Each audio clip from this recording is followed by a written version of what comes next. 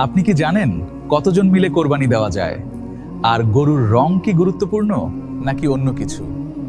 আজকে জানব কোরআন ও সহিহ হাদিসের আলোকে সঠিক নিয়ম।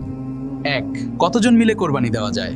ছাগল অথবা ভেড়া একজনের পক্ষ থেকে, গরু অথবা মহিষ সর্বোচ্চ ৭ জন মিলে। রাসূল সাল্লাল্লাহু আলাইহি ওয়াসাল্লাম ৭ জনকে একটি গরুতে শরীক হওয়ার অনুমতি দিয়েছেন। হাদিস সহিহ মুসলিম। এক চোখ অন্ধ, যে পশুর এক চোখ পুরোপুরি নষ্ট বা স্পষ্টভাবে অন্ধ দেখা যায়। ২. মারাত্মক অসুস্থ পশু, এমন অসুস্থতা যা পরিষ্কার বোঝা যায়, যেমন জ্বর, খাওয়া বন্ধ, দুর্বল হয়ে যাওয়া। ৩.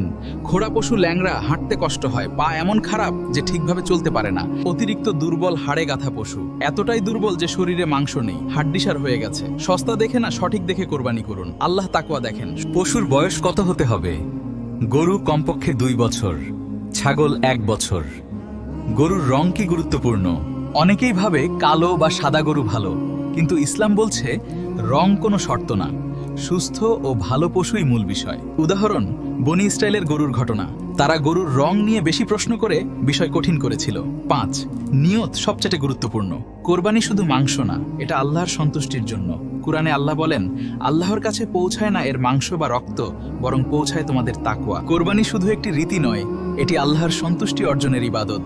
তাই কোরআন ও সহিহ হাদিস অনুযায়ী সঠিকভাবে কোরবানি করুন। ভিডিওটি ভালো লাগলে অবশ্যই শেয়ার করুন, যেন আরও মানুষ সঠিক ইসলামিক জ্ঞান জানতে পারে। আর ইসলামিক ভিডিও নিয়মিত পেতে আমাদের পেজ ফলো করুন এবং ইউটিউব চ্যানেল সাবস্ক্রাইব করে সাথে থাকুন। জাযাকাল্লাহ।